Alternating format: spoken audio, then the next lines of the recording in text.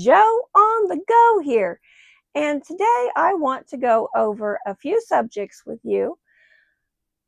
I want to go over Social Security, setting up a trust fund, ABLE accounts, and vocational rehabilitation. So I'm just going to give you a little bit of my experience and a little bit of the knowledge that I've acquired over the years and just kind of what I know about this. So pretty early on, our son was diagnosed with a rare chromosome disorder. And we had been given some advice through different people and whatnot, and was told we should file for Social Security for him. Now, a lot of people's thinking and our thinking at the time was that's our child. It's our responsibility to take care of him. And, it's not the government's responsibility to take care of our child. But we looked into it a little bit further, and what we had come to discover and find out, and this is the part I'm not sure if a lot of people really understand or know, is that when you sign up for your disabled child to get Social Security, even if you think your income is sufficient enough, what people don't realize is that if approved, then you have to send in your pay stubs every month. So if you're a married couple, they want the household's income every month. Now, in our situation, there,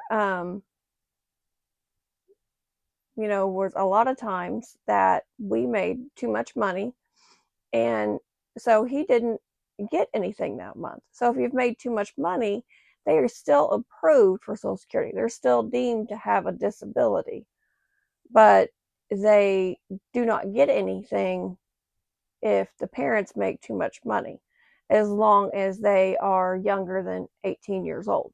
Because at 18, you're considered to be an adult. Now, why is that important? Why would you go through the trouble of signing up for Social Security and having to send in your pay stub someplace every month and go through all that hassle when you're not even going to get anything if you think you've made too much money? Well, the kind of important part to note on that is that whenever something was to happen to you, happen to the parent, they already are qualified for Social Security. That's already been established that they have a disability. And then whenever they turn 18 years old, they don't have to, or you don't have to go through the process of applying then at that time when things are going to be based on their income. And also, if you apply before they turn 22, I believe I've heard this somewhere, but if you apply before they turn 22, then whenever their parents pass away, they can then draw death benefits from the parents. So not only would they get their Social Security, but then they can draw from the parents when they pass away, as long as you've applied before a certain age. I believe it's 22. Something else that's very important to note, they might be better about this now than they used to, but really stay on top of them. If you are approved, your loved one is approved for Social Security, make sure you stay on top of them on the best way to report your wages, because, oh boy, we had quite the ordeal. First it was, well, just mail them in to us. So we mailed them in. And then something would get messed up somewhere. And then they were like, okay, well, you can just phone it in and leave it on this voice automated thing. So then something got messed up somewhere. Then they said, oh no, the best way is fax it in. And I kid you not, that at one point in time when something got messed up, when we were doing the whole faxing it in thing, I was on the phone with them and I said, "Well, I don't understand. We've sent our pay stubs in. I don't know why you haven't gotten them." And the employee on the other end of the phone actually said to me, "Honestly, we're just really short staffed and we're really busy, and it may be sitting in the fax machine back there still, or, it might be on the floor under the desk. So that's, even though you send it in, just keep communicating with them what is the best way to do this."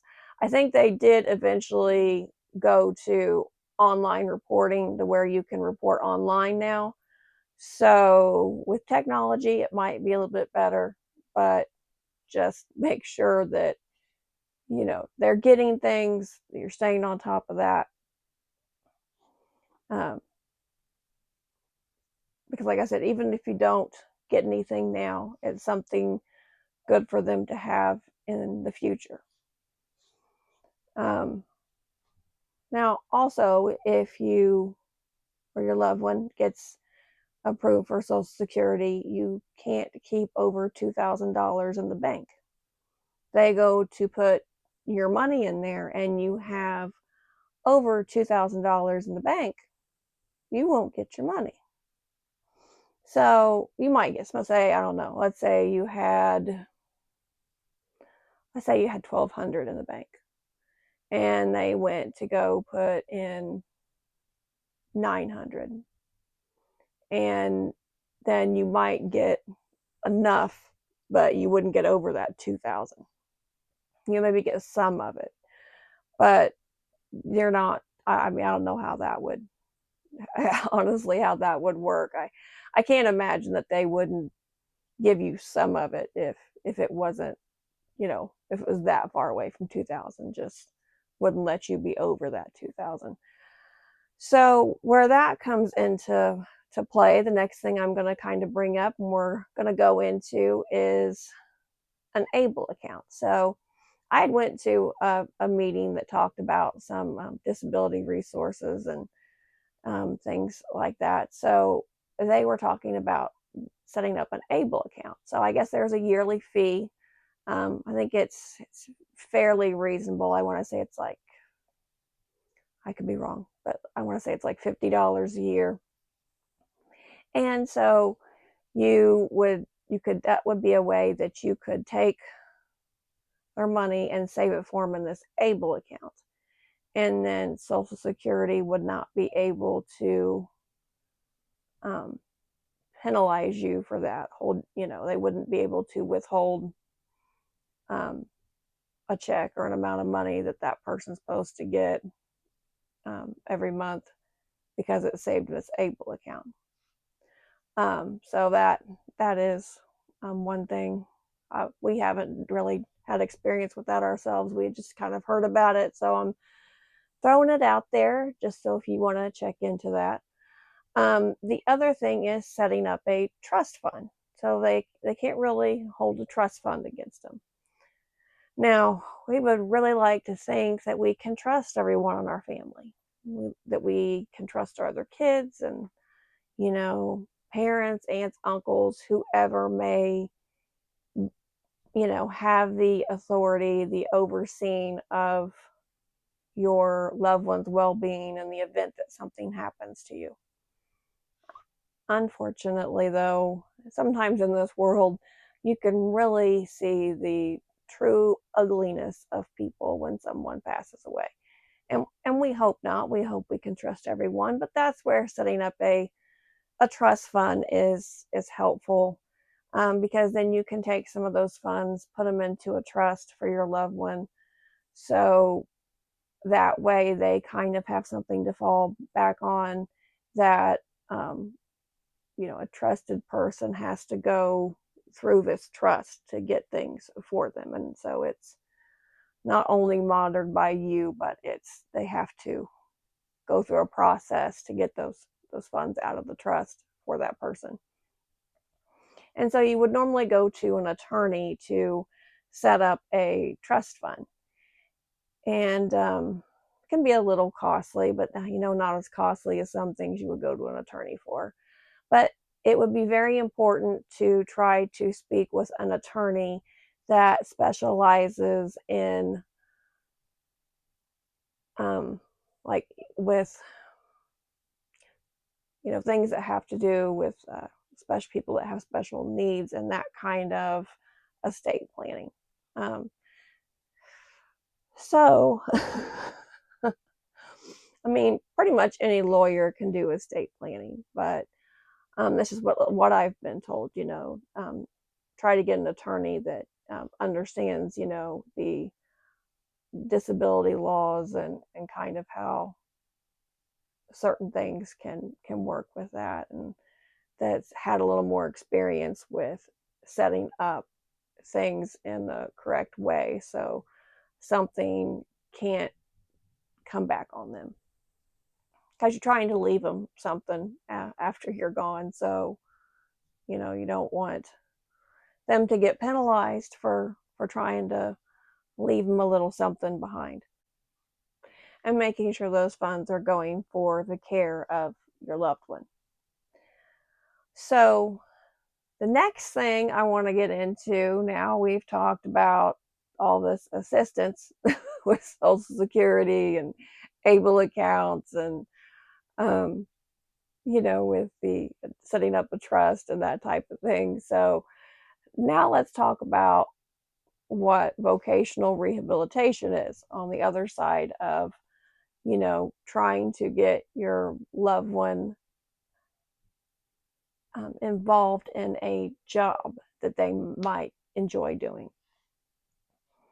So, just because you may have some type of disability or a problem with something, a health problem or something of that nature, doesn't mean that you cannot work. So I'm not trying to promote that, here's all this assistance, go get this assistance, and don't try to progress on and do better. We should all try to do better. But kind of what that is that it is a program that's called vocational rehabilitation. And I had found out about it through my son's school. Although, whenever I filled out the papers at the school, it didn't really go anywhere. So I don't know if they didn't get turned in or what happened there. So I had just looked up vocational rehabilitation in my county that I lived in and just called them, and they we got the ball rolling with things and went in and talked with them and met. So if you are in high school, it would be called pre-eds. If you are out of high school, it's just, regular vocational rehabilitation. So what they do in the school setting, when it's more the pre-eds thing, they will have a person, they'll match you up with a person that will come to the school, and they will work with your child on different interests that they like. They'll try to find different little tasks and jobs that they might be good at doing, and they might take them out in the community with your consent and permission to different establishments or different job sites, and try to let them work with doing the job a little bit and kind of get a feel for where they're at, and if that would be something enjoyable to them and something that would make them happy. And outside of school, it's pretty much the same thing, except for you're not at school, so they're not going to come to the school, meet with you. They are going to probably meet you at your home. They can meet you out in a community setting somewhere. They're probably going to do more job shadowing opportunities with you. And I even know of one person that did not have their driver's license, was very afraid of getting the driver's license. And the person that worked with them through vocational rehabilitation had offered to even take them out driving as long as they had their permit. So, so this is a thing that tries to find jobs for people and interests for people to be able to go out and make a little extra income, make some of their own money, and give them more of a purpose and feel like they're contributing to society in some way. And so, and if your loved one, they can't find a good fit for them, hey, at least you tried. That's kind of where we're at. That's the boat we're in. They keep working with our son, trying to find different interests and different things that he might be good at, and they will meet with you. They'll meet with the caregivers or the parents every so often and kind of let you know where they're at, if they're seeing any improvement, if they're seeing any progress with them, if they're finding any kind of interest anywhere. So, it's something that you can at least try. And then something very important I want to note is if your loved one does end up having some type of job. And we talked about Social Security, SSI, in the very beginning of this video, and how as the parents or the caregivers, you had to send in those pay stubs before they were 18. So now if they're over 18, they've got them a little bit of a job, then they would have to send in their pay stubs. Or if they're needing some help with that, you would send their pay stubs in for them. So, this is on the other side is trying to, promote, working and being able to get out and do what you can do, and, and enjoy your little job that maybe they can have. So, and so, and hopefully, maybe they'll be more successful than we are because they'll find a job that they're really good at, and they'll have to send their pay stubs in, and they won't get nothing either. But hey, you never know. But hey, it never hurts to try, and it never hurts to have these resources, and kind of know that they're out there, and what there is to look into. And I don't have, like I said, don't have all the information on this stuff, and I just know a little bit, a little tiny bit of some of this stuff, and so I'm just trying to help you all out. And so hey, let's take care of ourselves and be kind to one another and put positivity into the world. Try to get out today and enjoy your life, and encourage others to get out and enjoy their day and their life too. And until you go with me next time, peace and love.